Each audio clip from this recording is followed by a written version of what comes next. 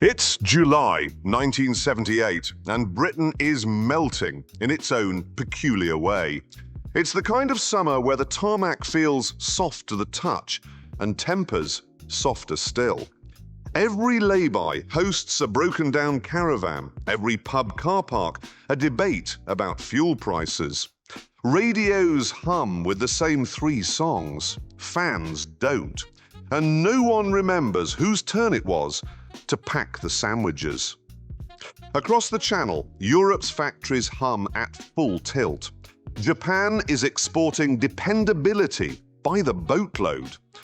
Britain is exporting excuses. And while most of the motoring world is chasing efficiency, a few brave souls are still chasing ideas.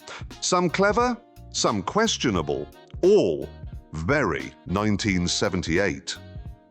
Some say one of this month's cars was built to show Japan could do elegance. Another tried to prove Britain still remembered how to make a luxury car.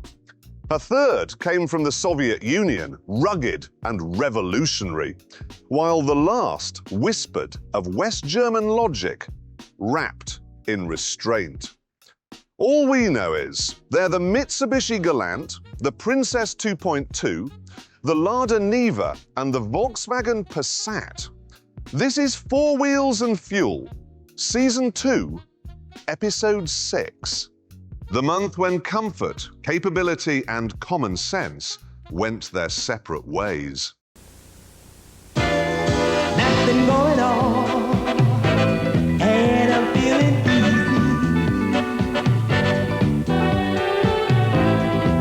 Whoa, it's my place. ギャラン、シグマ、エテルナ。ギャラン、ラムダ、エテルナ。今、シティの香り。From Car Plaza. シグマエテルナのバン登場。新感覚のエステート版新発売。Mitsubishi Galant 2.0 GLX. The story of the Galant began in 1969 when Mitsubishi decided it was done making sewing machines with number plates. The first Galant was their ticket into the big leagues, a neat rear-wheel drive saloon built to take on the Toyota Corona and Nissan Bluebird. Through the early 70s, it quietly earned a reputation for being the dependable one. Well-built, unassuming, and never in a hurry to go wrong. But by the mid-decade, Mitsubishi wanted more than reliability. It wanted recognition. That ambition produced the third-generation Galant, launched in 1976 and badged in Europe as the Galant Sigma. This was the moment Japan stopped apologizing for being practical. The shape was crisp and modern, with a wide stance and just enough chrome to catch the sunlight without blinding your neighbors. In Britain, the 2.0 GLX sat proudly at the top of the range, a proper executive saloon for people who liked Cortinas but hated fixing them. Pop the bonnet and you'd find Mitsubishi's new 1,995 cubic centimeters Astron engine. It produced around 97 horsepower and featured Mitsubishi's clever silent shaft system. Twin balance shafts that cancelled vibration and made the engine feel far smoother than its rivals. It was both tough and cultured, a rare combination in the late 70s. Inside, the Galant aimed squarely at European tastes. Deep pile carpets, mockwood fascia, and plush velour seats that seemed to exhale comfort. The dash was tidy and symmetrical, with toggle switches that moved like they'd been rehearsing. It felt serious, but never severe. Japan's version of what a British company director might think modern meant. On the road, it was calm, measured, and quietly confident. The ride soaked up rough tarmac, the steering was light but accurate, and the gearbox felt pleasantly mechanical. No drama, no surprises, just smooth competence. It wasn't fast, but it made long drives feel shorter and short drives feel effortless. And when the weather turned or the metal started to rot elsewhere, the Galant kept going. It didn't squeak, leak, or sulk. It just worked. In an era of strikes and corrosion, that was practically a miracle. For Mitsubishi, the Galant 2.0 GLX was more than just a car. It was an announcement. Japan could now build something quietly brilliant, and it didn't need to shout about it. Quiet confidence with a polished edge.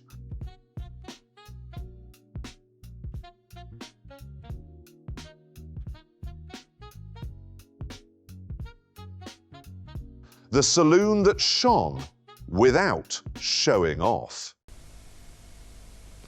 Introducing the new Princess 2. They've made it for the civilized executive. The Princess 2 has a responsive new engine for those tedious business trips. They've made the new engine quieter and smoother for those relaxing weekend trips to the country. And they've added even more of those thoughtful extras for those long holiday drives on the continent. Oh, and after 1 million miles of road tests... 10 miles to go, Fred. They raced it 24,000 miles in a fortnight at an average of 70 miles an hour, non-stop. The new Princess 2. For a very civilized car, it's passed some very uncivilized tests. Princess 2.2 HLS. If the Mitsubishi Galant was Japan's statement of quiet confidence, the Princess was Britain's nervous shrug. Born in 1975 to replace the unloved 1800 Land Crab, the original Princess arrived with high hopes and a wedge-shaped body that promised to drag British Leyland into the modern age. Bold, angular, and oddly elegant, it looked like a concept car that had somehow slipped past security and ended up in production. But the story of its name was almost as tangled as BL's finances. The car began life as the Austin Morris 18-22 series, launched in March 1975 with 3 badges, 3 grills, and 3 personalities: Austin, Morris, and Wolseley. Within 6 chaotic months, management realized the whole thing was madness. Out went the triple identity. The Wolseley badge quietly died, and a new single mark was born: Princess. No Austin, no Morris, just Princess. A name chosen to sound continental, classy, and maybe even royal. It worked for a while. People stared not because it was ugly, but because it looked like nothing else on the road.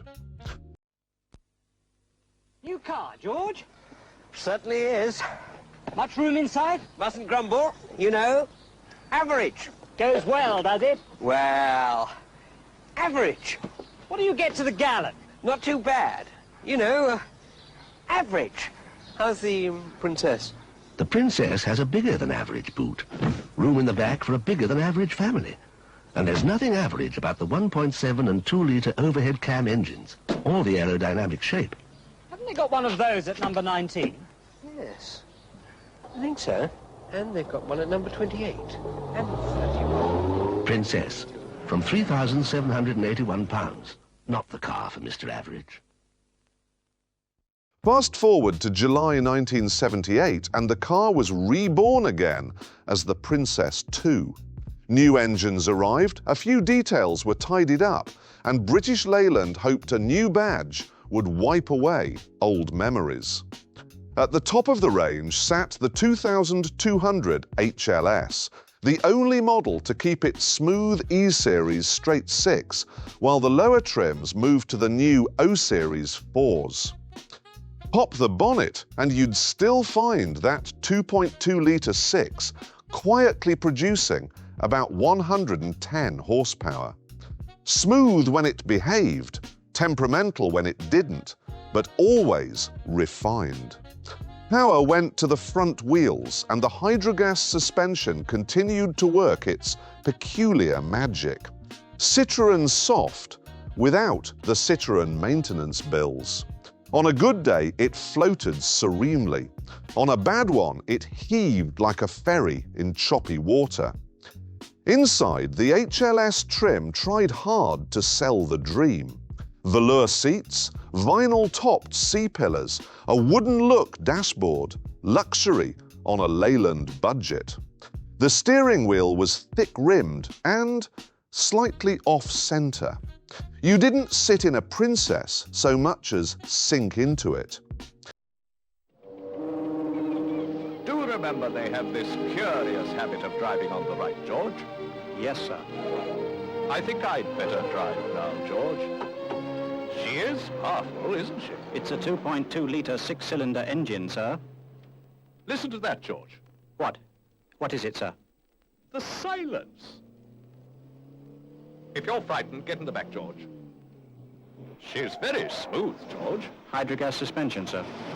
This is a marvelous new car, George. As with all our cars, it's a Leyland, like the Jaguar, sir. Oh là là, merci. Vous allez à Paris? Oui, nous y serons dans 1 heure et quart. I didn't know you spoke French, George. Well, you know it now, Archibald. Out on the road, the 2200 HLS was calm, quiet, and composed. The six-cylinder hum gave it dignity. The ride quality was limousine soft, and body roll turned every corner into a slow ballet. It was never fast, never sharp, but on a long motorway stretch, it felt effortlessly grand. Reliability, however, remained its tragic punchline.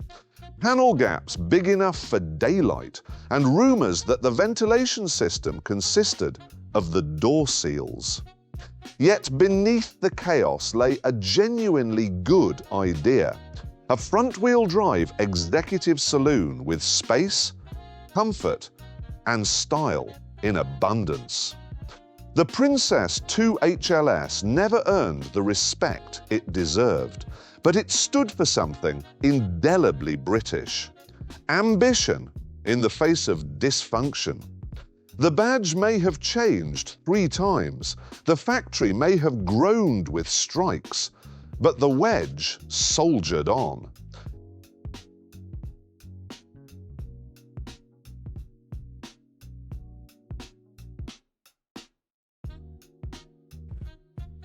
Итак, в нашей стране появился новый автомобиль, надежный, комфортабельный, обладающий повышенной проходимостью и хорошими внешними данными. Вам, колхозники, рабочие совхозов, строители, чабаны, лесорубы, всем, кто живет в трудных условиях бездорожья, предназначается этот автомобиль, в котором вам всегда будет тепло, уютно, удобно, который надежно защитит вас от холода и пыли, от дождя и снега, и который не подведет вас на трудной дороге и вовремя доставит к месту назначения. Словом, автомобиль-помощник сошел с конвейера на дороге нашей страны. В добрый путь. Lada Niva 1600. Some cars are built for comfort, some for speed, and some, like the Lada Niva, were built because no one in Siberia fancied walking. Introduced in 1977, the Niva was the Soviet Union's first attempt at a truly modern off-roader. Compact, civilized, and affordable enough that even a party official could justify one. It was a rugged little box that looked ready to drive across the Urals, and as it turned out, it could.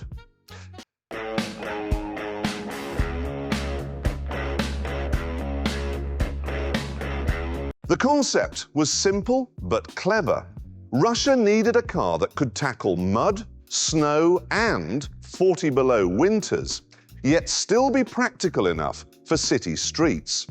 So Lada's engineers started with the Fiat 124 platform, stripped it down to its bones, added four-wheel drive and proper ground clearance, and then built a body that looked like it had been designed with a set square and a vodka bottle. The result was the Niva 1600, a machine that somehow blended farm utility with hatchback friendliness. Pop the bonnet and you'd find a 1.6-litre four-cylinder, but toughened for rough duty. It made about 76 horsepower, not much on paper, but torque was the Niva's secret weapon. With a low-range gearbox and permanent four-wheel drive, it could climb, wade, and claw its way through terrain that left Land Rovers coughing politely in the distance. Underneath sat a proper Lada chassis, live rear axle and independent front suspension. Agricultural, yes, but built to survive a revolution. Inside, the Niva made no promises it couldn't keep. The dashboard was simple, the seats were shaped roughly like chairs, and the switchgear looked missing. But there was a charm to its honesty. Everything you touched felt mechanical, unfiltered, indestructible. The heating system could roast bread, and the visibility was so good you could almost see tomorrow. On the road, it was noisy, slow, and completely unbothered by either fact.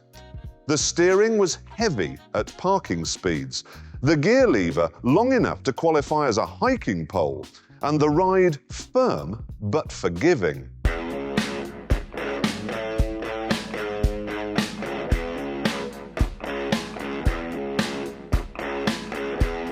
But once you left the tarmac, the Niva transformed. It bounded over ruts and snow like a happy goat, shrugging off punishment that would bankrupt most Western cars. By 1978, Western journalists were stunned, not by its luxury, but by its logic. Here was a small, cheap 4x4 that worked. It didn't pretend to be clever, it just was. The Lada Niva 1600 became the world's first truly mass-market SUV, years before anyone knew what that meant. It was crude, capable, and entirely Soviet. A car you could fix with a hammer and still drive to work on Monday.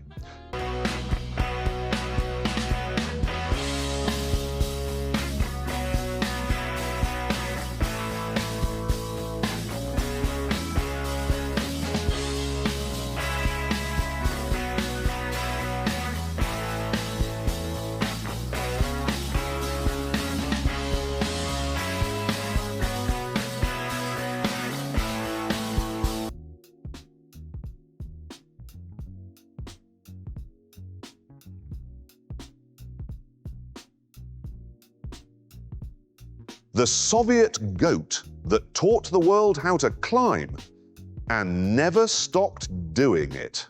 Volkswagen Passat 1.6 LS. By 1978, the Volkswagen Passat had quietly become the grown-up of the family.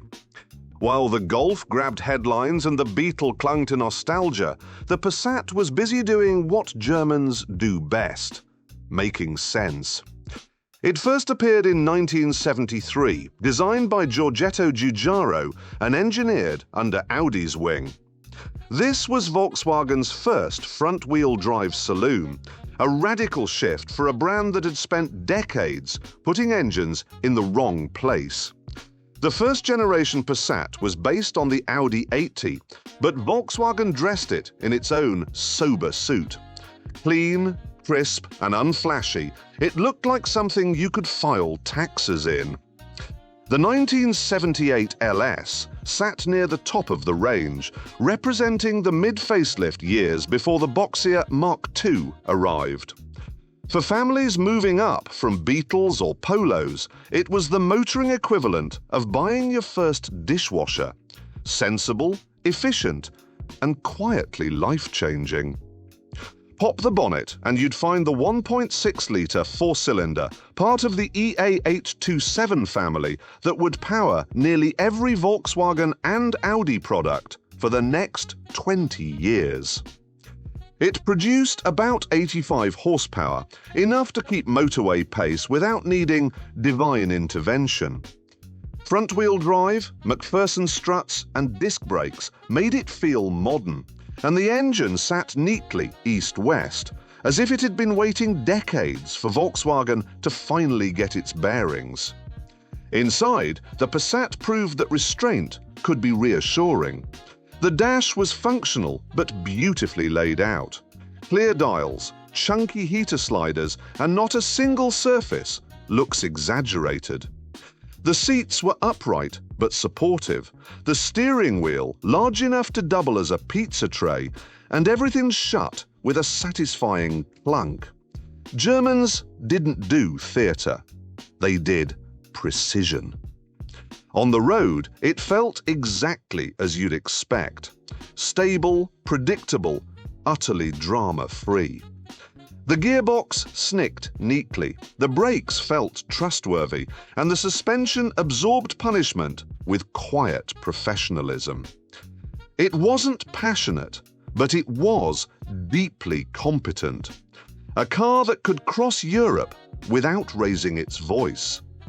Quirks were few, though the styling did give it an oddly severe presence. The kind of car your headmaster might drive, or a geography teacher who'd just been promoted. But it earned respect for its solidity and refusal to rust overnight. The Passat 1.6 LS was proof that sensibility could be satisfying.